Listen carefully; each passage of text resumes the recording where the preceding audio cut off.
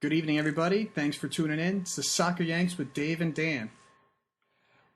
Welcome to Podcast Central. We're upgraded audio, not video yet. We are on a lot more internet channels, a lot more outlets, I guess you can call them.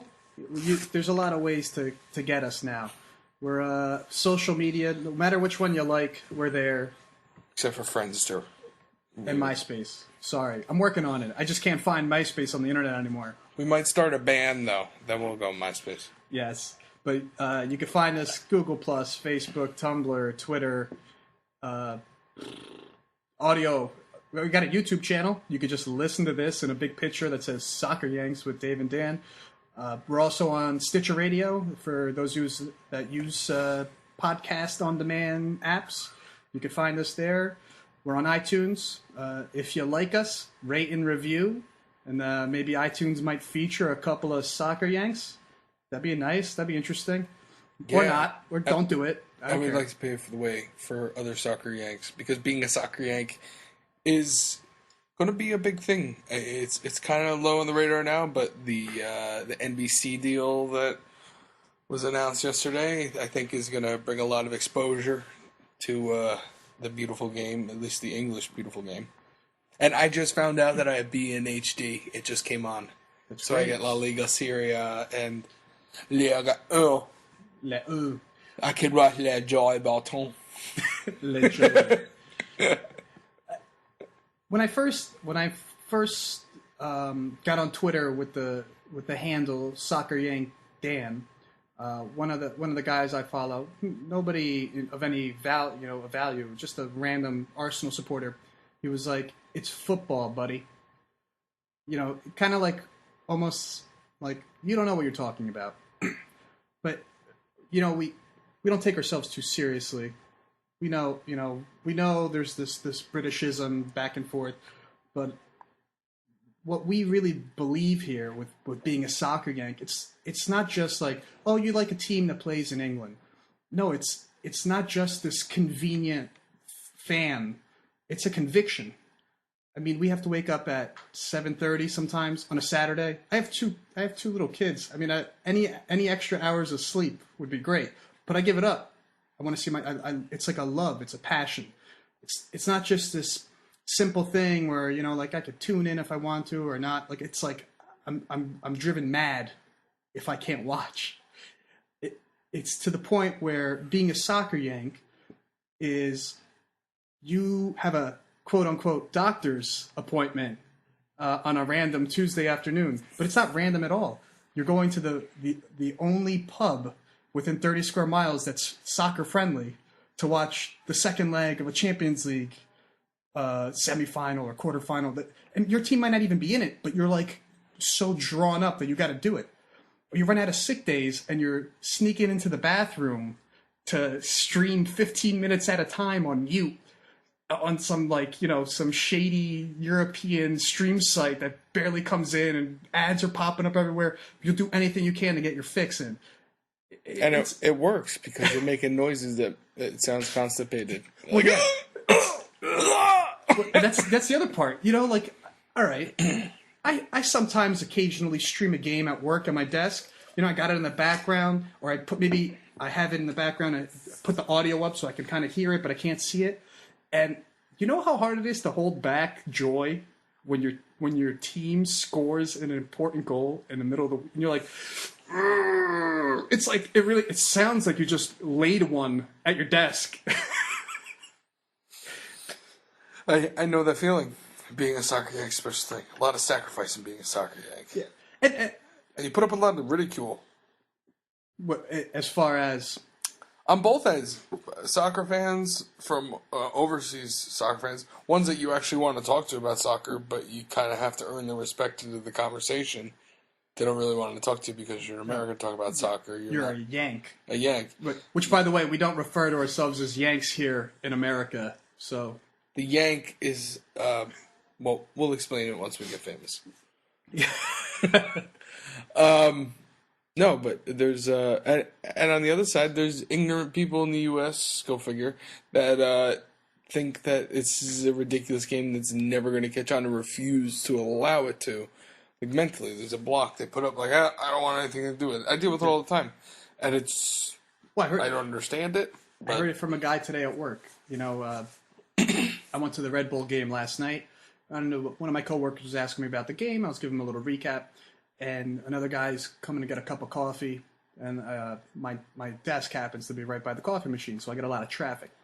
And he overhears the conversation, and he's like, well, as much as I try, I can never get into that sport. I'm like, that sport? It's like, you know, the others. It's like, yeah, as much as I try, I really just can't hang out with Cousin Jeff. He's a bit abrasive. This is a little too weak for me as well. Yeah, I don't get it. It's fine. It's fine. I'm okay with it. I love it. There's nothing that anyone's going to say or stop that's going to change this conviction, this passion. People are going to be forced to watch it now. Well, that's going to be. It's going to be on. It's going to be on E. I saw the numbers. E. Yes, it's an NBC affiliate. So Bravo too, right? And Bravo. So on the last day, on all those Zoloft out. On the last Sunday, Real Housewives loungers. Yes. On the last day of the year, next season, they're going to have games live broadcast on E, on Bravo, CNBC, and MSNBC, and NBC. The normal NBC. It's going to be. It's going to be like a Southampton Cardiff game. On E, yeah. That might be a good one, though. It's going to be great. That'll be a good game, that Southampton-Cardiff game, I have a feeling. Maybe. I think Swansea-Cardiff would probably be a better, more interesting. That's going to be actually... It's going to be bad. I stole that one for you. I'm sorry. You did. I know. It's cool. Anybody who follows my Twitter will know. Yeah, it's very bad. Not bad. No. But this whole being a soccer Yank, I mean... For us, and it's Americans watching the EPL, but really, what we kind of feel, right? It's being a fan from abroad, and it could be vice versa. I mean, maybe there's some kid in France that loves the Red Bulls. I don't know, but I'm sure it's kind of hard to be that too. It's a stretch. Yeah, well, it might be Henri's it's a stretch, nephew. But it's very likely that there's people in Asia and Africa, Australia, India that are just as rabid as we are about the EPL. Yeah. And we're here to stay. It's a global game. It's only getting bigger. And we're on the East Coast. We have it easy. Imagine being in California or Hawaii. Well, just give up if you're in Hawaii. Just enjoy your life. Well, yeah, you're not really pissed off about anything unless you're on meth. No. Well, but the West Coast, other epidemic. West Coast folks got it tough. You have an early morning start. You're up at 4:30. Yeah, and you're drunk, but when you get to work, that's another part. You know what's really hard? Being pissed drunk by 11 a.m. on a Saturday morning, and that's if you win. You're just gonna keep going if you lose. It's gonna be 3 PM and you'll be blacked out. And then Sunday's shot. Yeah, you got hair of the dog. Anywho, being a soccer Yank, that's our spiel for now. We're going to elaborate a little bit more, but for the most part. Yeah, I mean, if anyone out there keeps asking, it's football, Yankee. We're okay. It's soccer, Yank. Soccer, football, I don't care. If it's any consolation, American football, I call it throw ball at any chance I can, because that's exactly what it is throw ball. Well, this is kind of funny. And I like throw ball, too. Not as much as football. So do I. I've got my appreciation of the sport. I like it. I watch it. You know I do. I like all sports. But funny enough that you said throw ball. So I kind of got on this kick of like Britishisms. And like, are you a hipster because you use the Britishisms when talking about soccer or football? You know, like some of the common word, like the word changes. Pitch. Bluter. Yeah, bluter. Or it's boots. It's not cleats. It's a kit. It's not a jersey or a uniform. It's a match. Don't call it a game. It's a match. Fitness, form, woodwork. There's a bunch of them. So, it are you a are you a hipster? Like, where's the street cred? Do you have to use? I use the Britishisms, but I use them interchangeably, and it depends, I guess, on the audience. So when I interact with the folks over in England through message boards or supporter groups or all the variety of things that I go out on the internet and do, I found that if you start using American words, you are like they just tune out, shut off, shut up, like you're done. Mm-hmm. So I've adapted to that. Like I have an opinion and I want them to listen. And it may be very bougie of them, but I throw in the pitch and fitness, and I mean I don't have a problem using it. But is that good for us? Like, if we're really trying to expand the game here, should we make it more American, or just leave it as is and let it be Britishized? Well, that's the thing. It's hard to sell anything in America as foreign. Most things that catch on in America have to be bred in America, or at least have that sort of American musk to it. Musk. Like it's got a stank of America. It's got a flavor. It's got that layered. So there's all different types of barbecue. You know what I'm saying? Everyone's got their own little spin on everything because there's so many different. So they say completely different words down, in Newark or in the Bronx or, in different sections, or it's all different terminology. So I guess it's whoever you interact with. If you're going to be interacting with people from the UK or people from Germany, there are different terms that they're used to too, no? Yes. So I think as the game grows and people start watching it, and U.S. announcers start putting their own color into it, and they get into it, I think over time, maybe over the next 10 years, 15 years, there'll be American euphemism, or those Britishisms will still be sustained, and they'll become Americans. It'll be forced on us. It'll be part of our culture then. And it'll just be... We just adapt. Yeah. It'll be the first thing they force on us. Except for... Taxes. And tea. There's a lot of tea in the beginning. Well, we threw it all in the ocean. Yeah, we didn't like it. Well, you know how coffee people. You like to bust my my chops about Dan's history lessons. I was waiting for the tune. Thank you. I've got a history lesson. So we call it soccer here in America, but did you know that soccer is not an American word? It's a British word. Wow. It's actually one of the first nicknames that association football, as football is properly called, it's one of the first nicknames ever given to it, was soccer, by the upper echelons of the British. So basically, in like the 1860s, the good old lads in England, they like to throw ER to the end of everything. So if they were going to play rugby, they'd call it rugger. Rugger. So if they're going for a buggering, they call them a bugger. Exactly. So association football is kind of long. So they used to call it associer. And if you kind of look at it, it's like ASSOCCER. And then that was kind of like, too long. Just a little long. Soccer. A soccer. But, okay. You're blowing my mind here. Blown. So the elite, the British elite, used to call it soccer. Yes. It was a gentleman game, right? It was a gentleman's game. They played like this. Actually, so was rugby at the time considered a gentleman's game. So, according to the article I read, could be Wikipedia. It wasn't from Wikipedia, but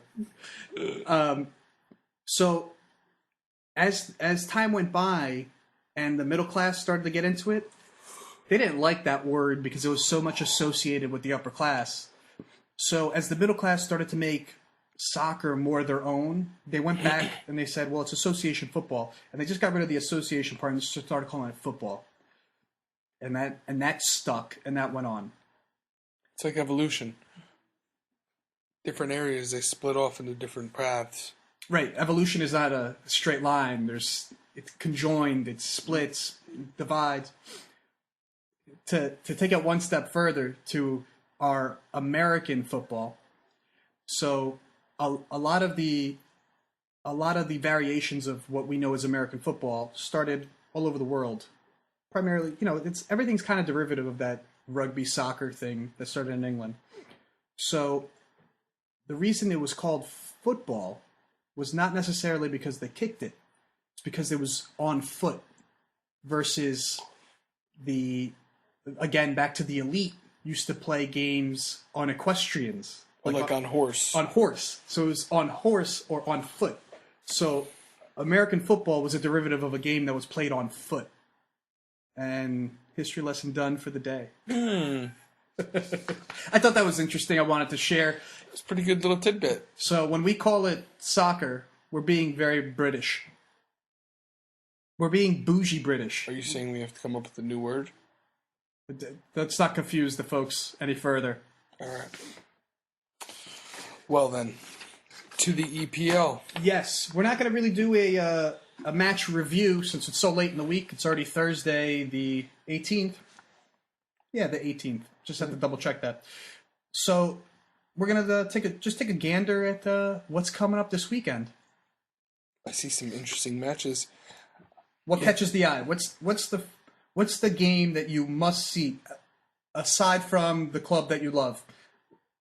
Maybe that's the one. Maybe that has. But if you were just a bystander, a sports journalist, what's the match you have to watch this weekend? Well, absolutely, you have to watch Spurs City because you have to see what Spurs are going to do if they're going to try to get into Europe. Liverpool-Chelsea looks like it'll be a good one. See, maybe Liverpool. I don't think they're trying to make a run for Europe, but they're definitely might try to spoil Chelsea's chances of getting there. At least that'll be something to play for. Who wants Chelsea to get into Europe on their back, right? Like none of these teams are going to be given any favors. No. I definitely think they're going from champions of Europe to maybe champions of Europa. It's never been done, by the way. I had a friend of mine that I go back and forth. We send each other like soccer questions and like, what's your thought on this? What's your thought on that? And he hit me up the other day. He goes, if Chelsea wins Europa, will be the first team to ever downgrade champions. And I was like, I think it's only gone the other direction. I think Benfica was the only other team that went Europa Champions League. I don't think it's. And then when I went back, I mean, I did a top up research report because it was like real quick. So from just looking at like Wikipedia winners, it's never happened. So it's kind of like it's like the greatest second place trophy ever. Yeah, it's like the best way to downgrade that you could think of the number twos. Kind of, right? It's like we won the champion. We won a Rolls Royce, and then we got a BMW. Well, when whoever wins Europa, what happens? Automatic qualification into Champions League. So technically, they don't even if they win Europa. Or maybe is it automatic or is it a playoff? We'll have to fact check that. God damn, we gotta stop giving ourselves work. Write this down. Writing it down. Write this down. Fact checking. Yes. Any Chelsea Liverpool will be a good one. United Villa, or you think they're staying in relegation land? I think Villa is going to give United they're going to try. They're going to be rough. They're going to do everything they can. They're a bunch of youngsters. That's true. But they're 34 points on the bubble from 31 is 18th spot. And I believe, according to the table I'm looking at, Stoke, Sunderland are all tied. Wigan's got a game in hand. They're in 18th with a game in hand. Yep. So Villa needs points because a Wigan win, and Wigan is putting up a battle against West Ham, which came off a nice draw rather against Man United, who was only able to equalize on a offside position. Uh-huh. You win some, you lose some, my friend. You win some, you lose some. Or you draw. Win, lose. How about when Andy Carroll spears himself into our young Spanish stallion-like keeper? You're just letting him know what it's like in the EPL. That was pretty. It was like a Goldberg WWF. Yeah, he speared him. He speared him. That was. Yeah, Lawrence Taylor. I mean, that may have been the best thing Andy Carroll's ever done in the court for me. Yeah, and the goal from what's his name? Amvia? Yeah, I can't say it. I can't. You're asking me to say it? It was a beauty, though. There was nothing anybody could do about it. Let me ask you a quick question. Is he Brazilian? Then why are you asking me if I could say it? Antonio. I mean, okay. So the top 4 games, right? The teams looking all to get in the top 4. You got Fulham Arsenal at Craven Cottage this weekend. Fulham put in a good shift this week. No, they didn't. They lost 3. They just did. Yeah. They lost 3 against Chelsea. Yeah, David Luiz did his Messi impersonation. But he scored. 35-yard Bluter, Balooter. for lack of a better word. It was a razor. A screamer? Screamer? A laser? I think a laser's American. It was rocket! I really wish Roy Hudson commentated on that. I wonder what he would have come up with. Oh, when your magical locks will thunderbolt from your laces. Something like that.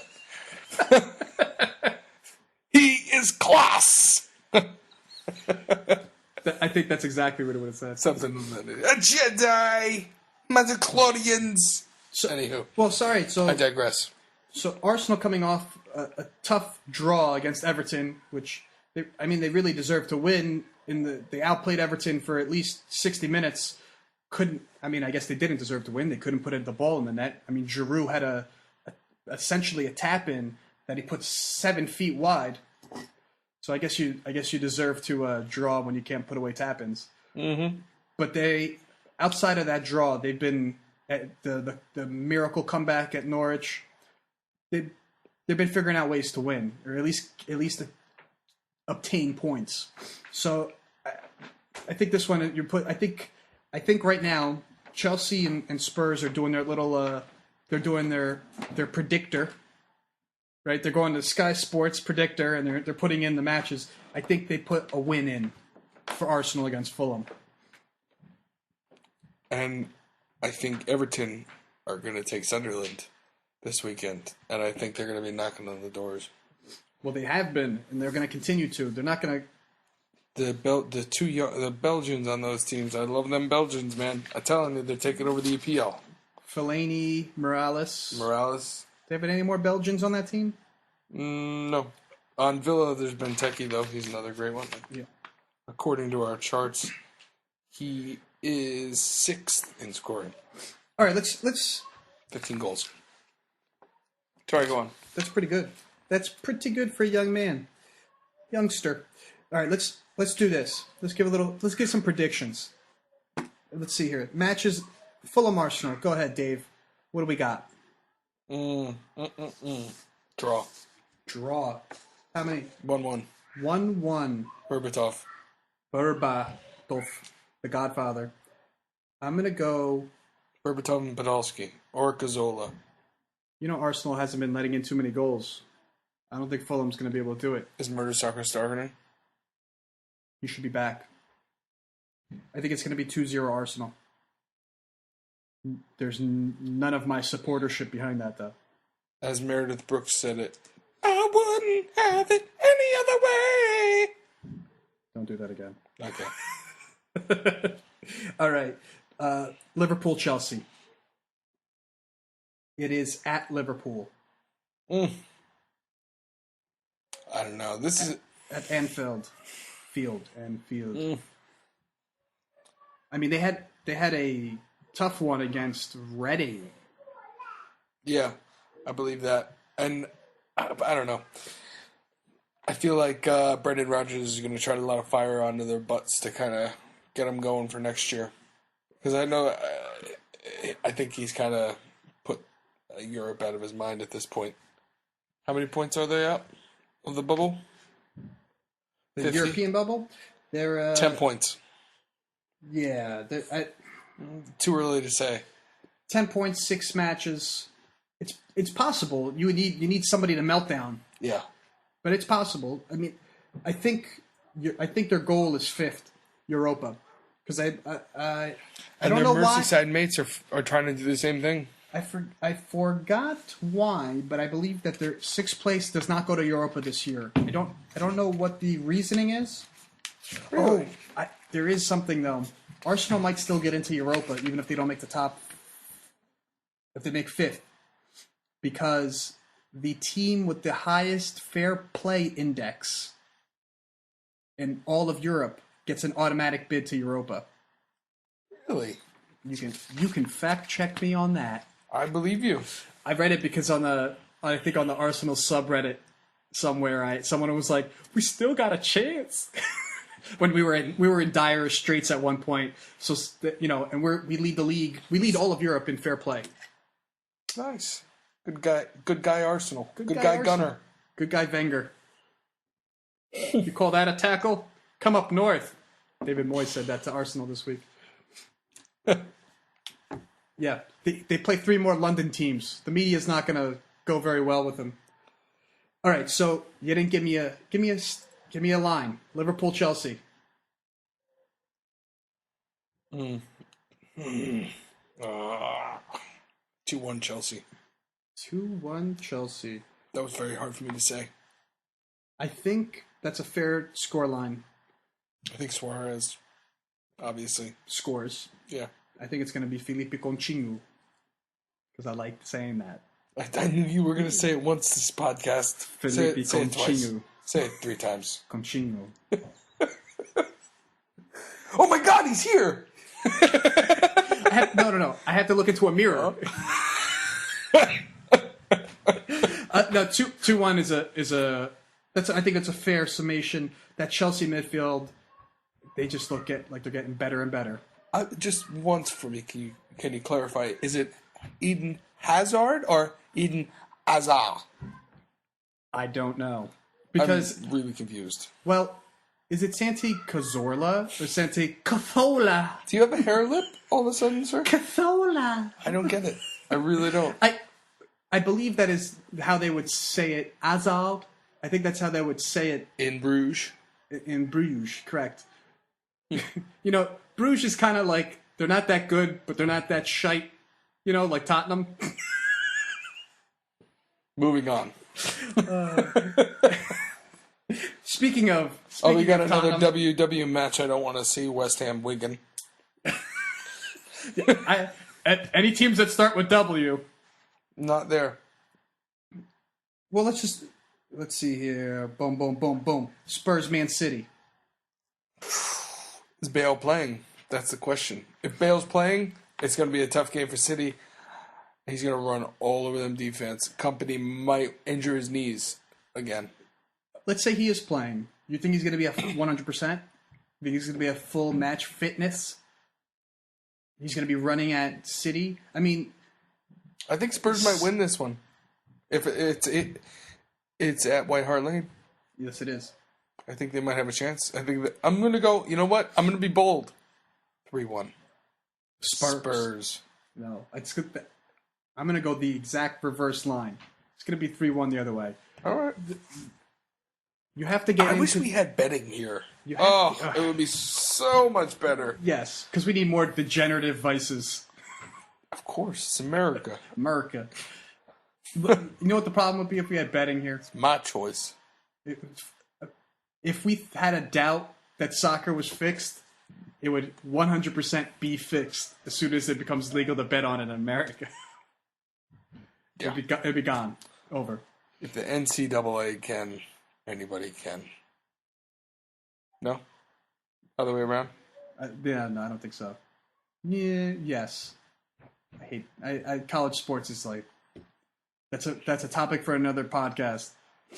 So many things. Okay. So I don't think that they're going to be able to do it. I think City has been playing. I mean, all right, they had a kind of a tough one against Wigan midweek. They barely won out, but City is what. All right, they stumble a little bit, but the engine is still moving. You know, they've got a lot of pieces that look incredible. And if you could double stomp a player and not get a red card, something's on your side. That was insane. I couldn't believe that. The god of all the refs closed his eyes. You could see the intent in his eyes on the replay. It was like, he's like, I want your hamstring done. He clenched his teeth and he gets all squinty-eyed and he just drives both his legs into David Luiz's ass. That was pretty rough. He apologized to him. I heard about that and he accepted. And Luiz accepted. Good man. But Sideshow Bob is probably writing his name in blood somewhere.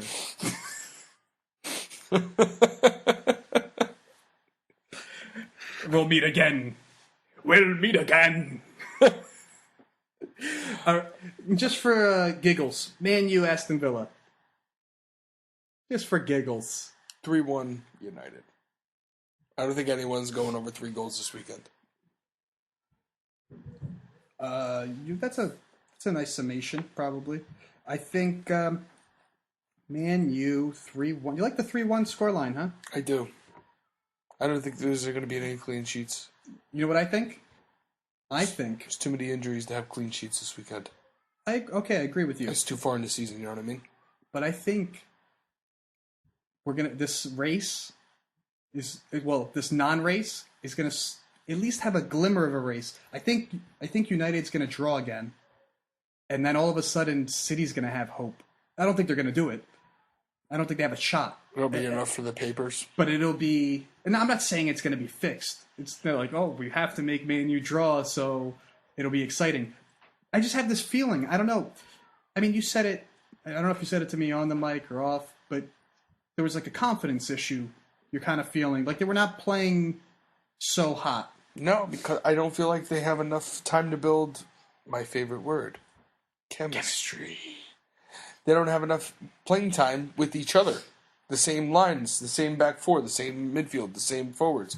They're always in and out interchanging, and I understand that that's the point of having teams that can compete successfully in Europe. You have to have 2 to 3 full squads because of injuries, playing time. If people are in form, out of form, you got to be able to mix and match. But there's a glut of people, and there is no one. I guess you could say Michael Carrick has been the one true central midfielder, the distributor, the playmaker. But other than that, there hasn't been one consistent player I could think of throughout the entire season. No, I agree with you. Between injuries and just lack of form. Cleverly had a nice thing, but he got injured. Anderson keeps getting injured. Rooney had that gash in the beginning of the season. And, what are you going to do? But things happen during the season. He'll be all right. Yeah. It's funny that you said Carrick. It's funny that you said Carrick has been kind of like a linchpin in that midfield. The only one face that you see more often than not. And I just read an article that, that he's almost insinuating, and they interview him, they ask him a few questions, that insinuating that he's going to be kicked out. I gotta find it. I gotta find that article. And he said, he's like, I don't want them to ask me to leave, but I guess, I don't understand how he's awesome. He's great. He's that Scholes kind of midfielder. He's calm. He's confident on the ball. He knows exactly where everybody is. He can cross, split 2 defenders down the middle, pick a striker out. He has sat nav. I think you're giving him a little too much credit. No, I think he does. He has injury problems in his past, but I think he is a fantastic playmaking, drawn midfielder. I think he does exactly what's asked of him to a T. Yeah. But I do not believe Michael Carrick's a guy that you say, game's on the line, Carrick, make it happen. He's not. But I guess what I want that from every player, but I guess that's not realistic. I mean, he's a holding midfielder. When United turn around and they go on one of those super fast counterattacks and they're tearing across everybody, It comes from their defending, pops out the box. Carrick is always sitting there, wide open in a pocket of space, turns around. He sees Nani running down the side. He sees Raphael running down the side one way. Giggs is one way. He always finds somebody. He always sees somebody's head's on a swivel. And that's what I think makes them lethal. That Scholes kind of mentality, that Keane kind of mentality, being able to know where everybody is, turn around, be able to get it out. That's what makes them deadly. That's what makes them win those games when they're playing like crap. When everyone's not playing 100%, but they get that one, they find that one spot. And that's the difference, I think, between they have championship teams and second place teams. They win those, or they pick points up, salvage points of lost games, or they can get wins out of lost games on the really lucky days. That right there, that's what it is. That's what you see championship caliber teams figure out a way to win ugly. They figure out a way to get a goal from an offsides position. They figure out a way to just nick a draw when they didn't deserve it at all, ever. You know, they were outplayed, but they never gave up hope. They found a way to nick something, to make something happen. So I believe Carrick embodies that belief, right? He's not a guy that you ever see looking like he's down, looking like he's give up. So and he's got that and he's got the pedigree. He's got that winning. He's got trophies. Well, I think it's an SAF prerequisite. I think, right? He's regal. It's regal, like the Royal Reading. No, people win under SAF. They don't come in with stuff most of the time. No. I know RVP didn't. Yeah, thanks. Sorry, I had to. I mean, do we really want to talk about products? Because they don't. I know they talk about their school, but Academy they don't have Europe. I understand Europe is Arsenal. Yeah. No, I'm saying what I meant was that SAF has a prerequisite that the player has to have that kind of belief. Mm-hmm. Not that they have to be a previous winner. That's not what I meant. I meant that they have to be the kind of, they have to be a guy that's not going to dog when they're down 2-0 because they're like, oh, it's over. No, the perfect example in yesterday's game, Raphael, he's playing, he gets a pass from midfield, crosses over, he's open, and he's not paying attention. He takes his eye off the ball goes right underneath his feet. And it was the second half, and it was on the other side from Alex Ferguson. He's very lucky because he would have had his ear bitten off on the one side going backwards. But immediately afterwards, about 10 minutes later, they're on their break, and that second goal was created from Raphael getting it and driving forward, getting into the box and creating chances. And a lot of the scoring opportunities have come up from him being completely abandoning a defensive role and coming up. He scored that wonder goal against QPR, doing the same exact thing. Yep. All season long. He comes in straight up into the box and either crosses it or another great player. But and a Brazilian. I thought you might jump on that train. No, it's okay. I think it's well known, well documented. You know that in Brazil, they're like, what about him? I don't understand. He's awesome. The twins were plucked out of Brazil, and like but when they were just coming out, and I'm like, I saw them making the team sheet on Man U, and a couple of times they were playing. I emailing my cousins, and I'm like, so what's the deal with these kids? And they're like, who? What? Oh, I don't know them. Who? And like, not that my cousins are the end all say all, but I was trying to get a pulse on the general public. You know what I mean? Like, if there's any talk in news or sports or anything, not that I didn't know who Oscar was already, but when Oscar signed for Chelsea, if I had talked to my cousin and be like, yo, what's the dig with Oscar? They would have like a rap sheet about him. Like they know all, you know what I mean? Mm-hmm. So you hear about twins coming out of Brazil, like, that's usually brothers. Right. Yeah. You would know, like, oh, wow. Not a big deal. Media appeal. Wasn't a big deal. But although Raphael's been called up a few times now for the national team. He's fantastic. He's good. And his brother. I like his brother. Apparently his brother's got more skills, but I guess he can't put it together in the right way. Who knows? Maybe it's an attitude problem. Whatevs. Only the good half. All right, so I'm thinking draw Man U, Villa. You're thinking 3-1. Man U over Villa. It's going to be an interesting week. Now we're going to really start to see. I mean, we've already been excited the last 7, 8. There was 8 weeks to go, 7 weeks to go. We're down to 6. It's really now like you're really going to start seeing some sweating. You know what? I'm sorry. 4-1 Man U. 4-1. Now that I think about it, defenses are 4-1 going once, 4-1 going twice. Sold to the man wearing the German national team jersey. The green, the new away. I got it at Epcot. 4-1. Yep. I think the RVP becomes the scoring leader. It's actually that might actually happen. I think it's late in the season. I think the defenses are porous. Villa's a very young team, and I think they know that Man U are going to want to go in there and get this over with. And I don't think their confidence is going to be there. They're at the bottom. I know they have a lot to play for as a team, but I don't know. 4-1. 4-1.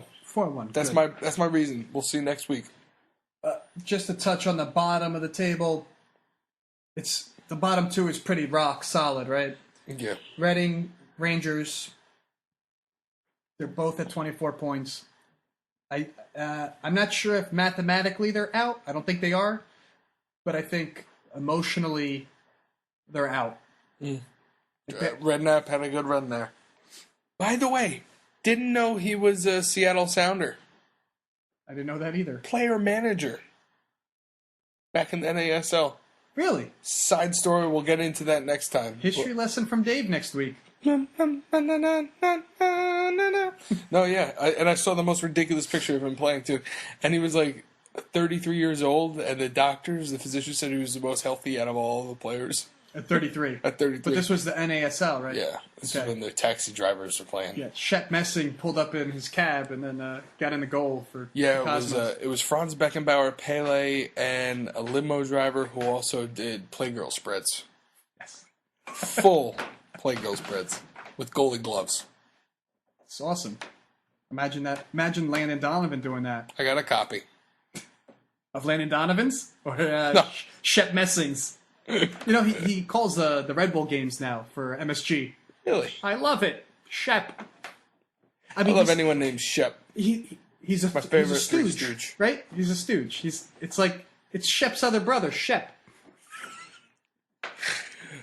Bottom of the table. Bottom of the table. QPR, Reading. Bye. Yeah, it's a shame. And I heard Tony Fernandez applied for a $15 million loan for a new stadium. Was it 50? I thought it was 15. That's what I thought. It said 15. Oh, I heard 50. I'm sorry. 50 sounds so sexy. If it sounded 50, yeah, but I didn't know that stadiums only cost $15 million in central London. I'm confused. Is that a down payment? Maybe 10%. I think we can. I think we can maybe take a little bit of creative license here, and just go that extra step. He was lying. Yeah. He's just like, yeah, we're building a new stadium. Absolutely, we're staying for our comeback. I just actually want to build an apartment for when I heard another rumor for Lille with Tony Fernandez. He wants to get on the Lille train in Ligue 1. Lille. I do not know. Rumor mills. I know. I'm sorry. Churning. I gotta stop churning. Making a lot of butter today. You gotta stay off. What's the rag? The Marca. Marca. Marca. Marca doesn't have really good rumors about England, though. They just have the Mirror. Yeah, the Mirror. Gotta stay away from the Mirror. Telegraph. Daily Mail. Daily Mail. That's another one. Bad one. Bad. Daily Mirror. Daily Mirror. Just combine them. The Daily Independent Mirror. Barclays site's the good one. Is it? I think that's the actual league? Barclays league. Well, yeah, because they won't put anything that's not credible. Like CNN. Kind of. Better than CNN. We have all these cell phones in our hands that we're making very clear to everybody that we have, but no information, but we say we do. Anyway. They did have a lot of cell phones. We have another nice little topic that's gonna be heating up pretty soon. Player of the Year? Player of the Year. I knew it! You knew it. I had a feeling. When did the votes? Are the votes in? Do they know already, and it's just not announced, or is there a deadline? Giving us more homework. God damn it, Dave! I thought you knew the answer. I wouldn't have asked. I am not confident enough in my knowledge as a player of the year voting. I'm not a fan of seasonal accolades. I like performing stats, like actual numbers. But you mean like a golden boot? You're fine with? Yeah, but and like, is there an assist? Is that the silver boot? What is that? Does the assist leader get something? Spike. The best servicer? Lace. The best servicer sounds like a porn award, right? The best... Oh, my God, forget it. Providing the best service. That's Juan Mata, by the way, right now. Providing the best service. That lefty Spaniard. That southpaw. Okay, no, let's... So, Player of the Year, you're not a big fan of individual awards? Yeah. I'm with you. But... I will put in my 2 cents. Oh, hold on, wait. We'll put in our cents. All right. Our multiple cents. But I agree with you. But why is it that? What is it about individual awards that you're not so keen on? I just think it's so objective. It depends on how many voters have the same opinion about the same. You know what I mean?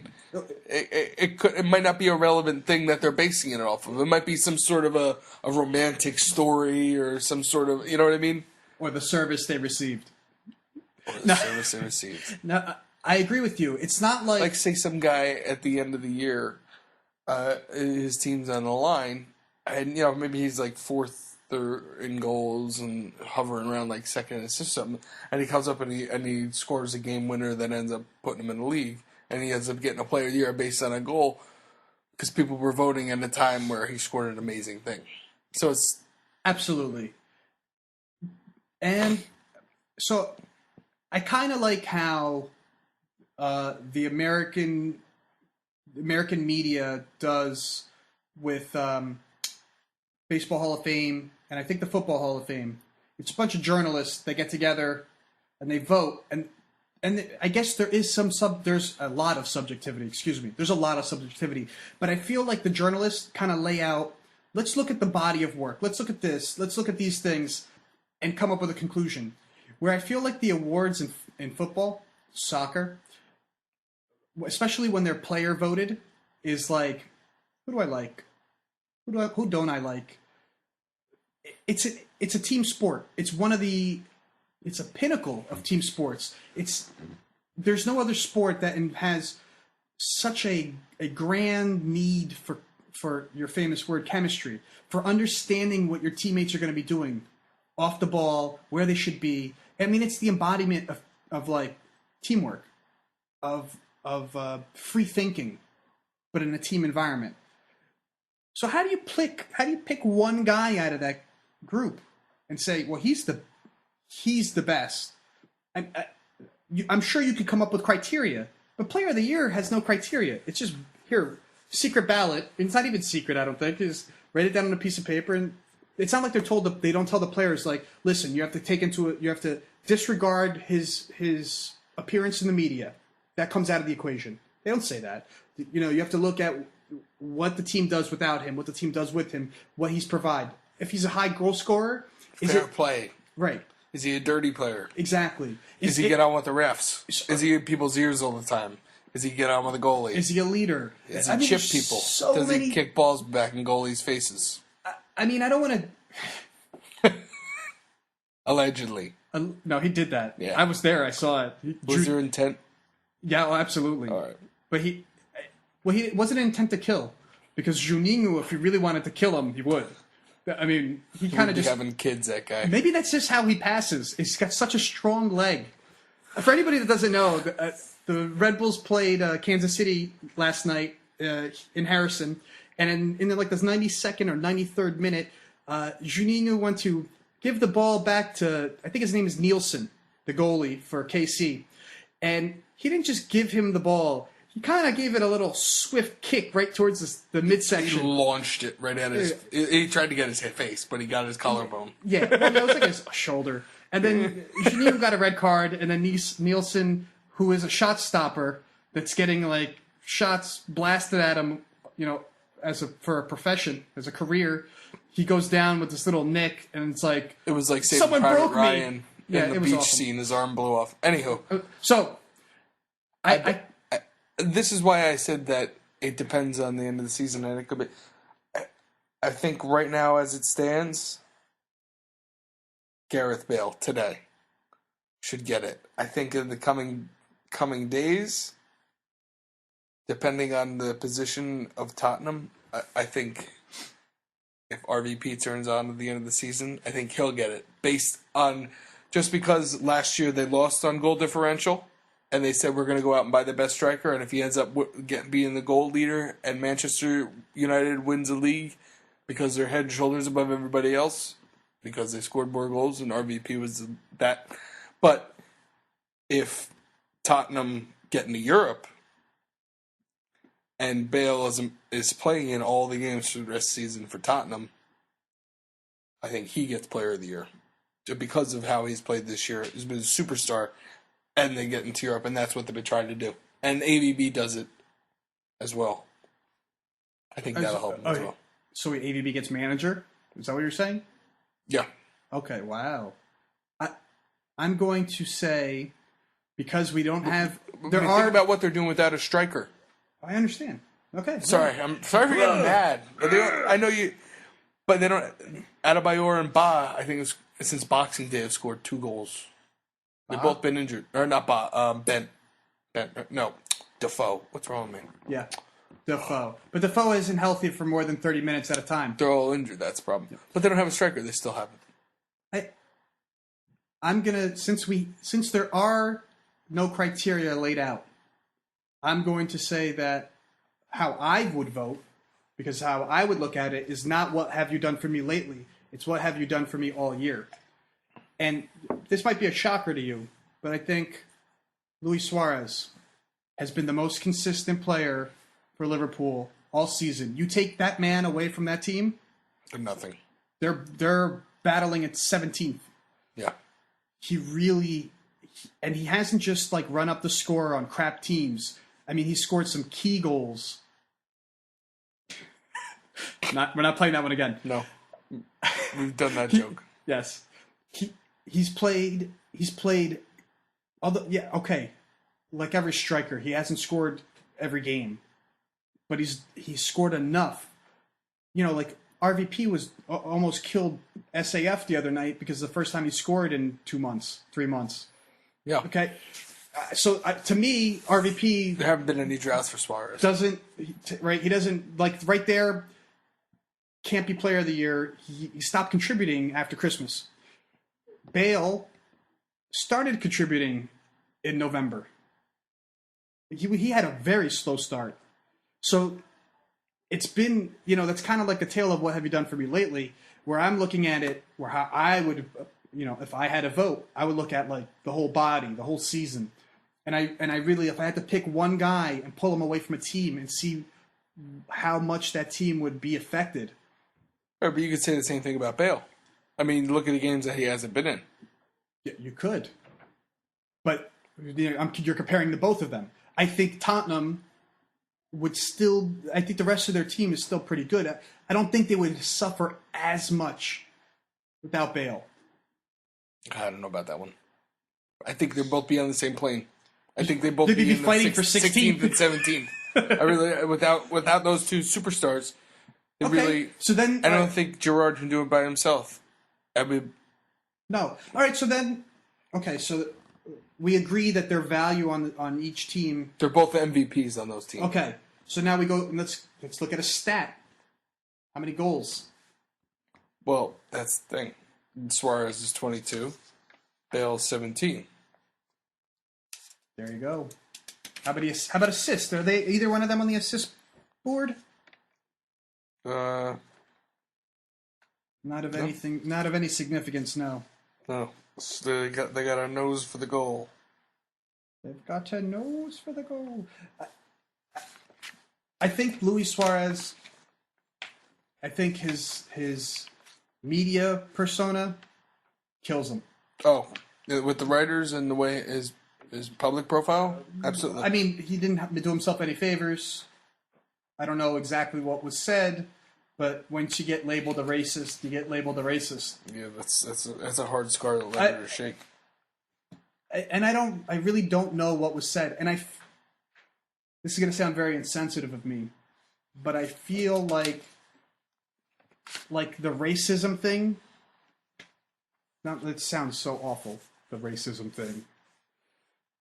I feel that it's kind of like calling somebody a communist in the 50s. It's just a broad stroke. I think you're mad at somebody, and you're like, you know what? I'm going to call you a racist. It's like I'm going to make a witch hunt. Because, like, I'm going to be honest with you. Patrice Evra, he can get under people's skin. He's kind of, he's bordering on D-bag. I know you're a Man U supporter, but the guy is obnoxious. Luis Suarez is obnoxious. When you put them together, you got a pot of obnoxious. It's not a good car ride. No, so I think he may have said awful things. I think Zinedine Zidane heard a lot of awful things and he lashed out, and people still consider him one of the greatest players. People do things that they regret. People say things that they regret, especially in the heat of the moment. Should we hold them accountable? Yes. Should we brand them with a scarlet letter? No. And I think he's branded.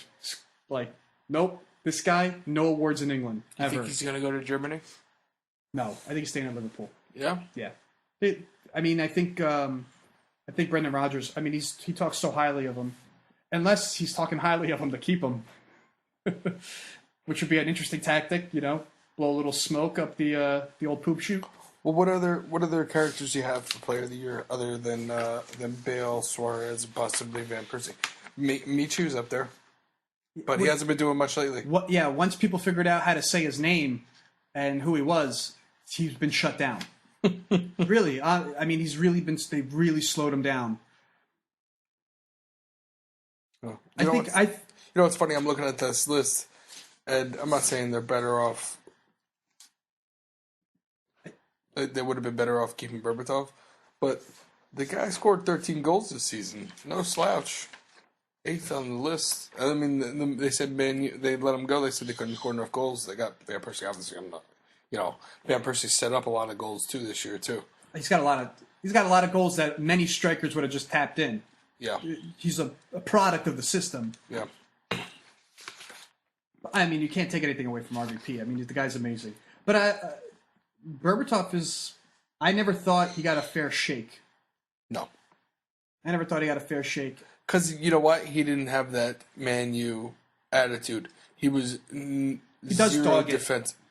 What? He does dog it occasionally. Occasionally? Well... He just kind of... He'll point and scream at somebody to tell him where to go, but he won't... Once he has it, he won't go where he has to go. He will just try to do what he can from where he is. He's kind of like a Letizia kind of thing. He just kind of chill. Pop it. Chill. Pop it. Back heel. He did score one of the best goals I've seen, though, at Man U. That baseline curler. I'll post it on the website. Please. I will. I'm going to throw another name out there. Cazorla? No, I don't. I think he's... He was on my list. I think he's good, but I don't think he's up there with these guys. Juan Mata. Oh yeah. I think Juan Mata, 10 goals, 11 assists, the little engine that could. Oh, he dictates the entire Chelsea midfield. Lampard is kind of backseat. That's Mata's midfield.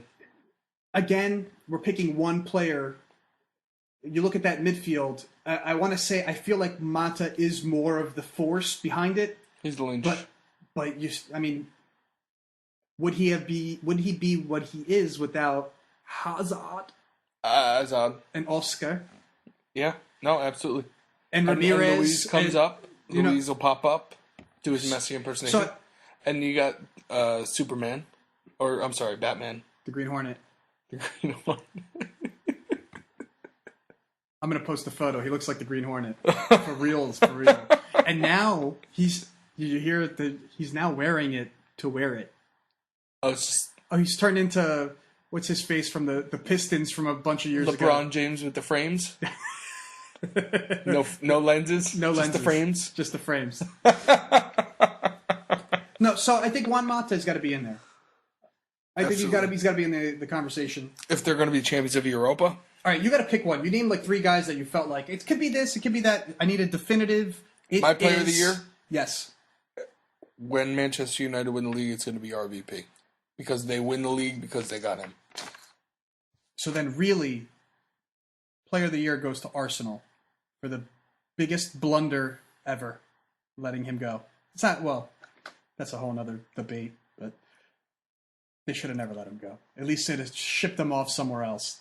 Not to You can say that about almost every player that's left there for the past 3 years. Honestly, this one, no. Fabregas, Nasri. Think of what the midfield would be with what they have now. Well, they wouldn't have what they have now if they didn't lose those guys, but it would be different. Yeah. Yes. Well, he's, the other guys, Fab, I understand, wants to go back to his homeland, his boyhood club. All his friends are there. I get that. Nasri, he didn't break my heart. He had 6 good months with Arsenal. Clichy, whatever, replaced. Gibbs, young guy already. Now Monreal. We already have 2 left backs that are better than Clichy. And Santos. You already had someone that failed. Yes, but he's actually doing very well in Grêmio in Brazil. He's already got called up to the Brazilian national team. No way. I think he was just not happy. Good for him. Yeah. A little chilly. Who else did we lose? Alex Song. That's buyer's remorse already from Barcelona. I wasn't heartbroken when he left. But RVP, the guy, we stuck by that guy for 8 years of misery. Glass ankles. The guy couldn't go. He couldn't walk up a flight of steps without breaking a bone. He was like Samuel L. Jackson. Yeah. Unbreakable. Exactly. He was the glass man, for real. And they stuck with him. They stuck with him. They stuck with him. They gave him a new contract in the middle. He kept going. He puts in 1 stellar season, which, I watched every single minute of that season. RVP did some incredible things, but it wasn't like it wasn't Pele. He didn't dribble from the goal line all the way. The team helped him. The team, and we also, that year we had the most diverse scoring of any team in the EPL. We had our goals came from, although everyone thought we were a one-man team, our goals were the most diverse of any EPL team. They came from all over. It just happened to be that he put in, 30 plus. And then he turns around and says, the club has no ambition. I got to go. I'm going somewhere else. It just reeks of me of no class. You want to say, I feel like I'm at the peak of my situation and I need to get my payday. Not even say my payday. Say I'm at my peak physicality. I'm at the best I'm ever going to be. Arsenal can't provide me with the contract that I'm looking for. I'm going to leave. But it's to put the knife in the back and say this club has no ambition. Yeah, but he makes £300 a week now, which is aces. Yeah. Thanks. You remember the video? Oh God! Yes. I'll post that one too. Oh, that's so great. With the translating, they translated into a spoof. Oh, it's so good. His wife and his kids—they're all still Arsenal supporters. Don't get over it.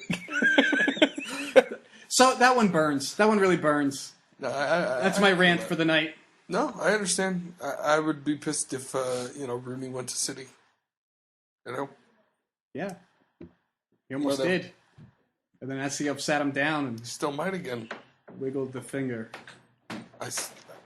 Do you keep every striker? One of them's going. Who's going? Who's staying? Revolving doors of the strike force. I think we need another midfielder is what we need. I've been saying that. When you guys signed RVP, I said he can't play midfield. What are you doing? I don't like when they put Rooney back. He's a striker. He should be up front. I don't think he should be a center midfielder. His mentality isn't there. I think Calgo, once he gets a second year into the system and he learns the whole system, he's already starting to link up incredibly. He's involved in both of those goals yesterday. By the way, if you were to translate that in Portuguese, his name would be Crapwa.